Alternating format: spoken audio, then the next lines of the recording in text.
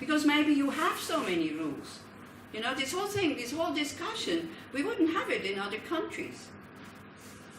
Yeah, it's this, I want to be free.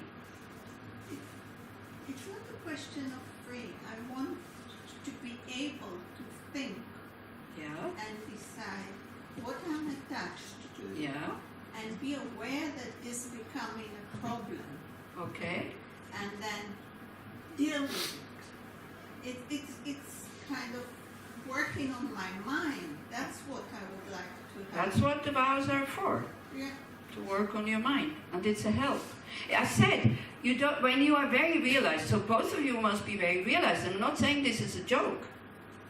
When you're quite realized, and as you say, very aware, you don't need vows. So then, if you don't need them, why not take them if there's some benefit? That's the other question. That's my question now. I have the answer of the personal answer because I have a problem also with the karma issue. So I don't believe. So then you have to find your. But we're not imposing them on you. This is why I said it's optional for people who want to take. No, I didn't feel you imposing. I'm just saying. So if I offer the vows, I have to tell about the benefits because otherwise, I'm not doing my job here. You're doing a great job, but we can. I think other people can react and ask questions and tell their opinion. It's not that we're saying something's wrong here. I came to learn from you and I learn a lot. And I choose what I take and what I don't take. Yeah, that's fine. That's okay. I said this is okay. We don't need to discuss it. You make the decision, I don't accept it, and that's it. You know? That's it. Okay, so we go back to maybe learning. And page 12, we go through that stage here again. Through the structured path.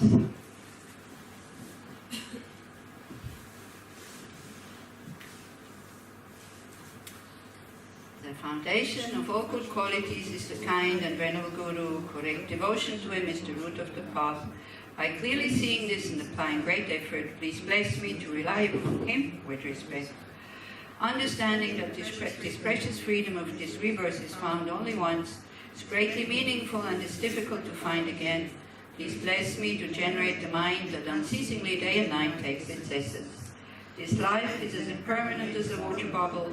Remember how quickly it decays and death comes. After death, just like a shadow follows the body, the results of black and white karma follow. Find firm and definite conviction in this. Please bless me always to be careful, to abandon even the slightest negativities and accomplish all virtuous deeds. Seeking samsaric pleasures is the door to all suffering. They are uncertain and cannot be relied upon. Recognizing these shortcomings, please bless me to generate a strong wish for the bliss of liberation.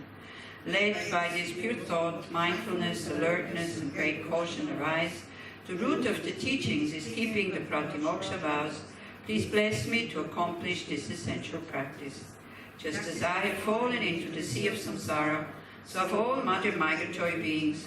Please bless me to see this train in supreme bodhicitta and bear the responsibility of freeing migratory beings. This is what we will start today, yeah? Thinking about others. Even if I develop only bodhicitta, but I don't practice the 3 types of morality, I will not achieve enlightenment. With my clear recognition of this, please bless me to practice the bodhisattva vows with great energy. Once I have pacified distractions to wrong objects and correctly analyzed the meaning of reality, please bless me to generate quickly within my mind stream the unified path of calm abiding and special insight. This is what we do, I think, tomorrow is the 6 perfections.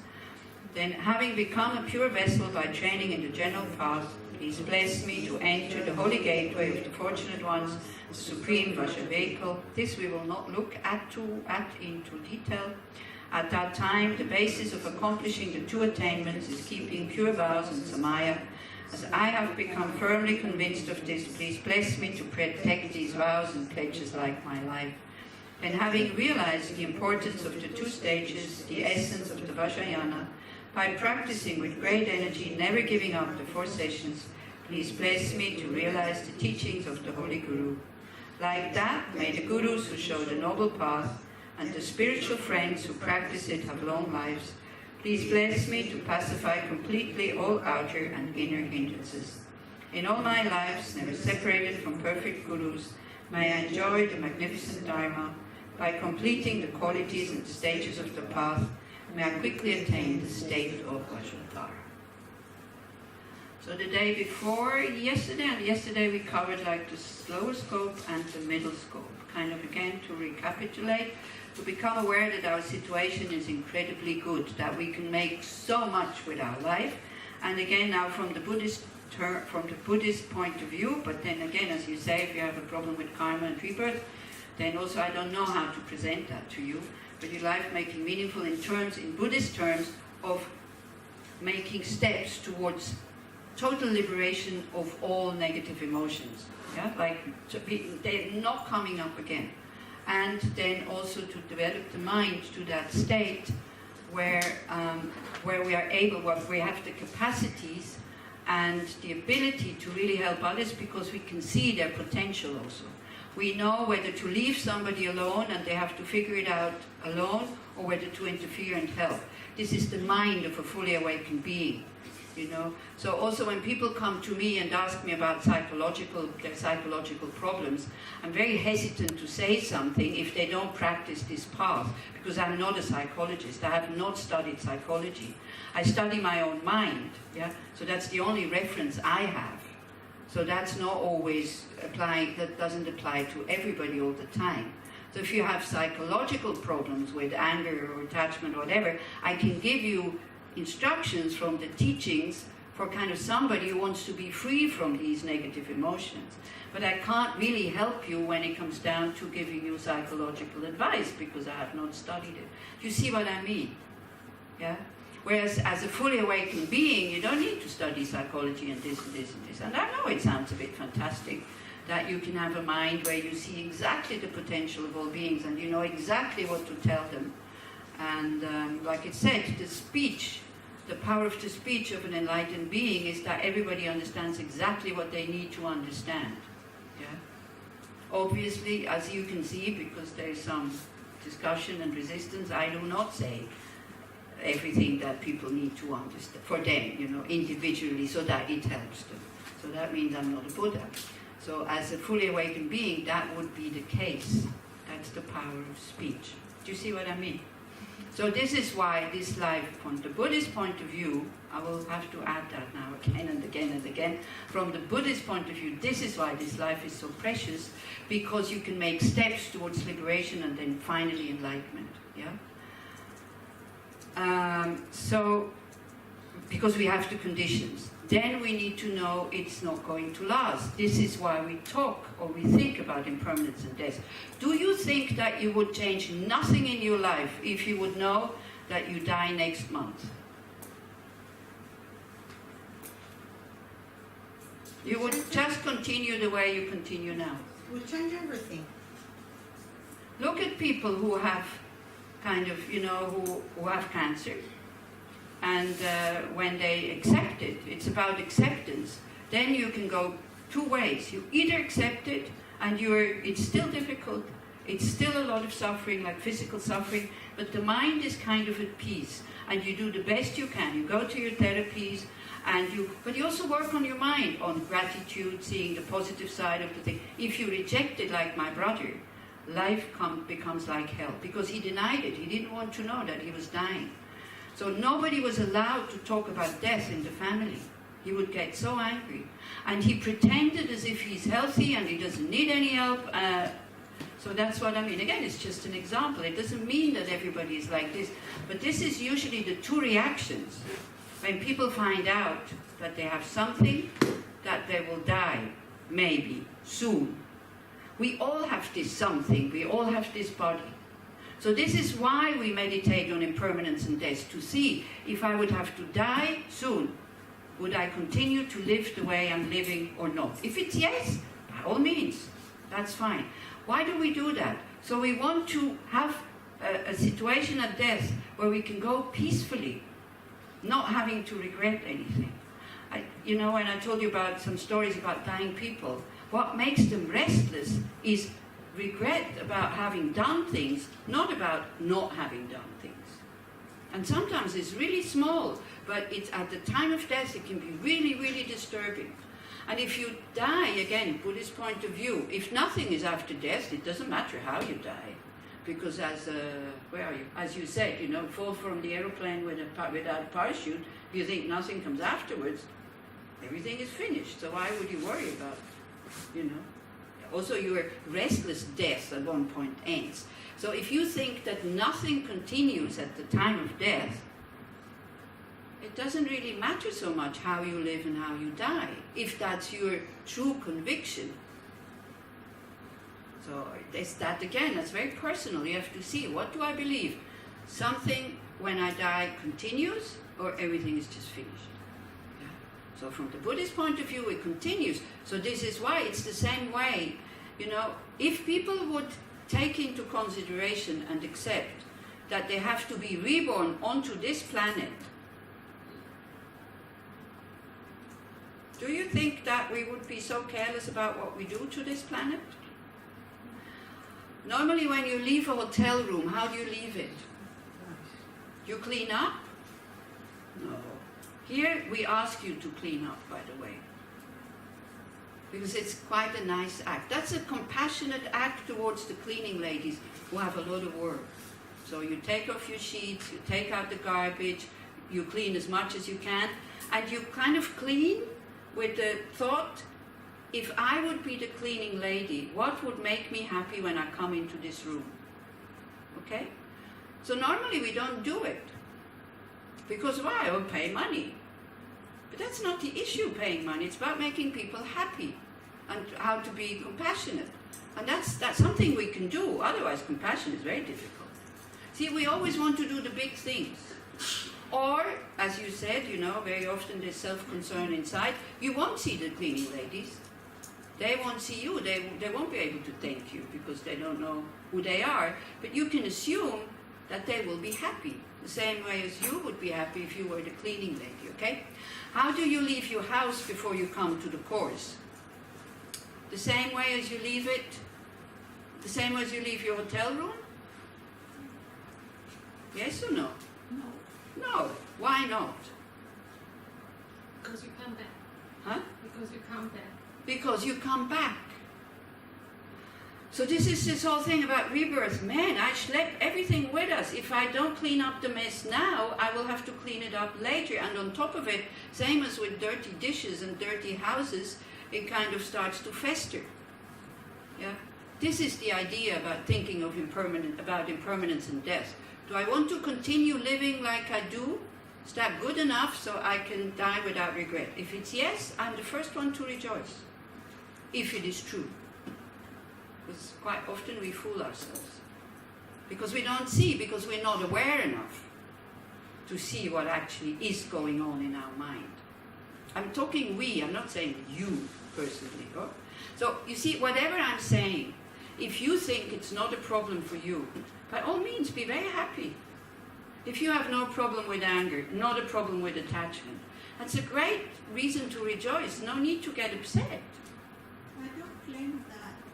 I'm not saying, again, I don't mean it personally, I just mean it for everybody to hear. I'm just arguing for being aware of it. Yeah. And if I am within myself. Exactly. So if you have this without capacity, instruction, dear lady, then please rejoice. Please be happy. I do. Good. That's very good. You see what I mean? You see what I'm trying to say?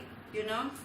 I'm not saying like we personally. I'm saying we as in general, or some people. Maybe it's only me who feels like this and everybody else is realized. Yeah? Maybe you don't need these instructions because you are so realized. I don't know. But these are instructions from the Buddhist path. Right? So the thing about impermanence and death is to really check, you know, how is my life? Do I want to continue like this so I can die without regret? Or do I want to make amendments? Now, if you have a fatal sickness, then that makes you think about these things. And very often people's life changes. And it's quite amazing also how it changes. First, I think you can affirm it, it changes drastically. Everything stops. Yeah? Everything stops. But then if you're really able to kind of to prolong your life a little bit, it goes back to normal, by the way. Yeah? So there we have somebody who can affirm it out of personal experience. How powerful this thought, this kind of proof, I am dieable is. Yeah? That's why we meditate so much on it. So we were looking at that, and then we were looking at karma, like everything that we do has an effect. So again, we don't know, it's one of the most hidden phenomena, so it's a matter of trusting or not trusting. It's a matter of seeing, if I trust this, will it beneficially influence my life or not? And then you make a choice whether you trust it or not, right? Then the next one was that even if we are reborn human every time round, there's still a lot of dissatisfaction. Yeah? Do we see that life is not as good as it could be because of our negative emotions? And if it's not yours because you don't have any, at least because of the negative emotions of others. Can we recognize that? That aggression, anger, jealousy, arrogance, desire, attachment is creating a lot of suffering. Yeah? Can we recognize that? And then it's up to us to see, do I have these emotions or not? So if you think you don't have them, or if you're not disturbed by them, which we usually are, it disturbs us when we see them in others, but then it doesn't disturb us so much when we see them in us. So we're not really applying antidotes. So I'm afraid we don't have that much time to go into antidotes and all this. Maybe one year we make a course just about negative emotions and how to deal with them, because there's like, a lot of methods how to deal with them and how to transform them. But because we have to, it's a Lamrim course, so we have to cover the whole material. What we cover here in 4 days, in Kopan they do it in 1 month, or in 10 days, and even 10 days is very short. But why this is kind of sped up a bit, and why I give you all this is when next time you go to Buddhist teachings, you know where to put it in. Because you've seen the menu, the whole menu, right? So we're doing the same thing as when you go to a restaurant that you have never been. What do? You stop when you see something that you like the first time. And you order that? No. You read the whole menu. Okay? Then when you go always to the same restaurant, the waiter knows you. He doesn't even bring the menu anymore because they know you're always ordering the same thing because you kind of know the menu. That's happened to us when we went to Tamha. Yeah? So that's what I mean. So first you need to know the whole thing. This is why we go through it quite quickly and not so much in detail as would be beneficial. And then you can choose what you want to do, what you want to practice, or especially when you do go to Buddhist teachings where it's just about negative emotions, or just about bodhicitta, which will be the course on bodhicharyavatara, or just about precious human rebirth, or impermanence and death, you know where to fit it in. This is why. Okay?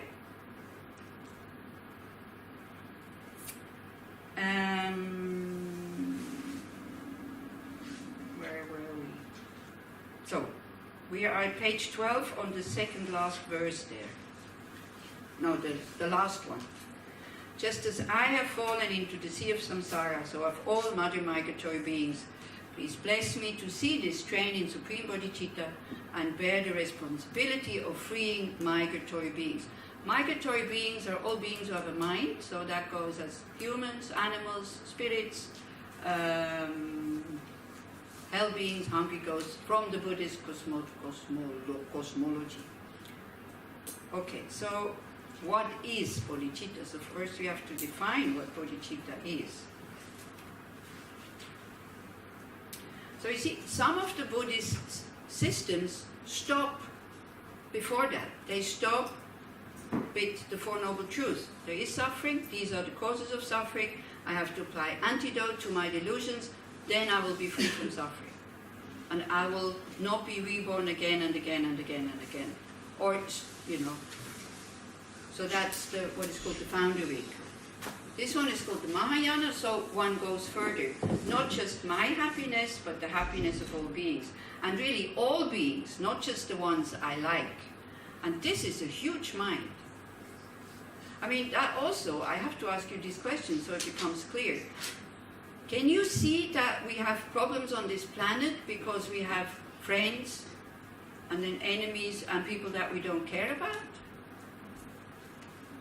So would you see kind of an advantage of generating a mind that has the same open heart and affection for no matter what these people do for me? See, now we come to the section that actually you should like. Because now we do things for others. Now there's no more self-interest. Because why? Because we have practiced the first stages with taking care of our actions, taking care of our delusions, so we become totally non-needy. Somebody can kind of make fun of you and insult you, and there's no anger. You don't need to be respected anymore. You don't need to be loved and liked anymore. It doesn't matter. All you want is to be of benefit to them, and especially to the ones who harm you. So that goes very much into Christianity also. When Jesus says, you have to love the ones who don't deserve it because they need it the most. So that, in a worldly sense, is totally perverse. Because why should I be kind to somebody who comes to harm me? But this is what we're doing now. This is, from now on, this is what we are going to look at. And so, first one needs to see the benefit of creating a mind like this. Yeah? And so, when the teaching of law of cause and effect is lacking, I wonder if that would be a benefit to think like this.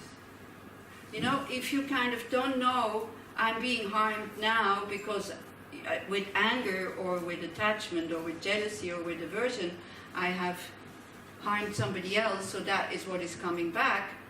I wonder if then, if you don't accept that, if it would make sense to be kind to your enemy, to the one who harms you. Would it still make sense? I'm not sure. Yes. Would it still make sense? It would. To be kind to your enemies. It would still make sense. Yes. Okay, good. So then we can continue with this. Because otherwise, it's like, why would you? So what do you think would be the benefit of a mind who, even if you're harmed, does not get angry? Yes. Anyway, that's for your discussion groups. So you can discuss it there. What's the benefit? I think that's what it was. What's the benefit of compassion and what's the disadvantage of compassion? The dangers and advantages of compassion. So that will be the discussion group. Yeah. So what is compassion? The definition of compassion is the wish for somebody to be free from suffering. Okay? So we have this, we have natural compassion. Everybody has it.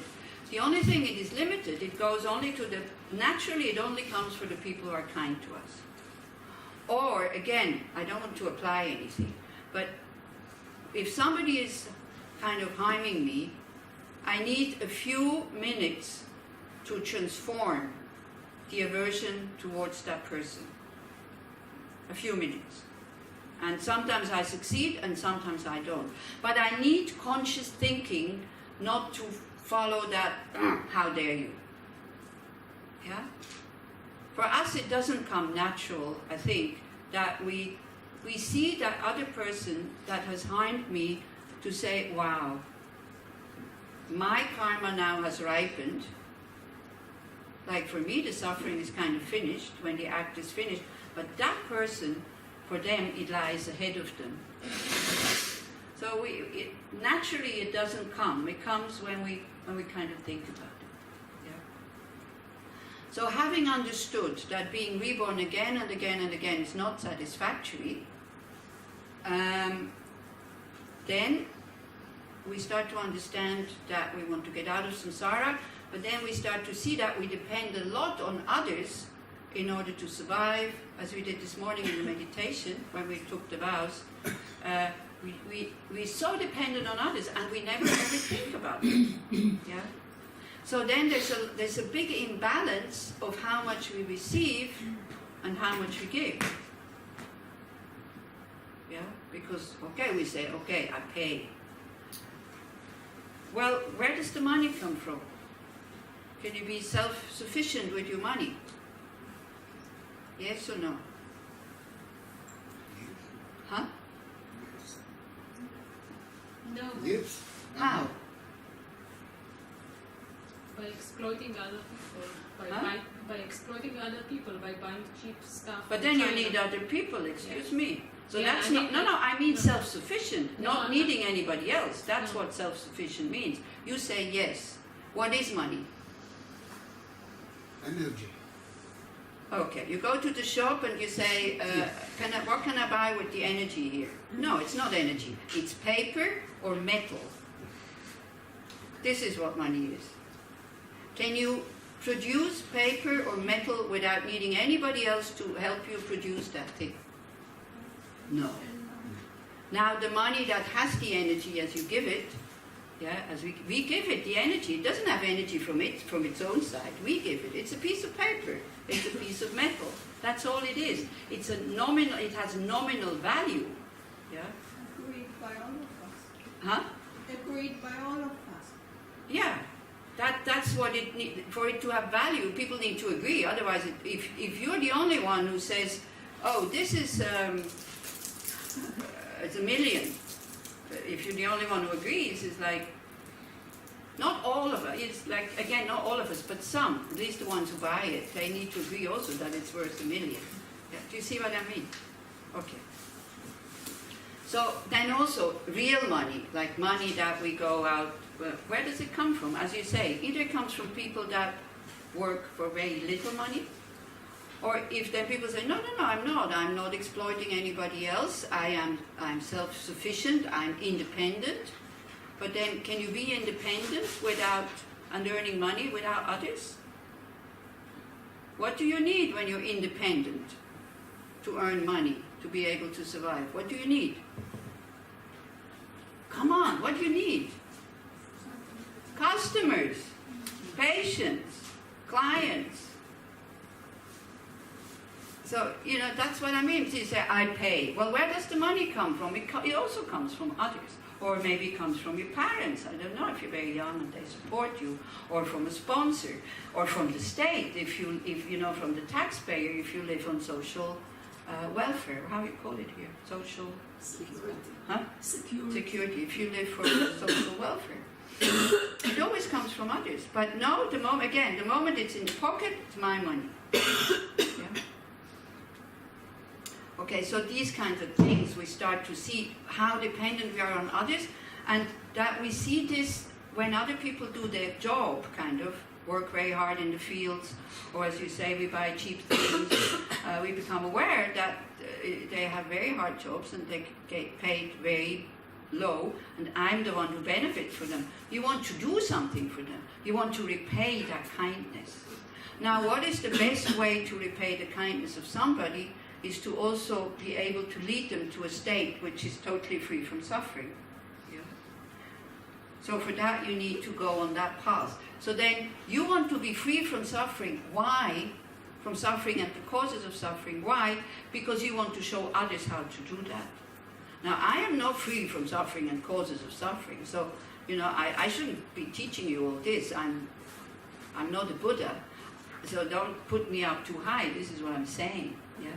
But if I could see, like, where everybody stands, I would be able to kind of tell you exactly the right things. If I look at the Dalai Lama, he says the same things as me, and actually much more firm. Like, it is like this, not like this. Everybody's sitting there going. Because why? Because he's realized. He has the power of speech. He can touch something in you that makes you accept the whole thing.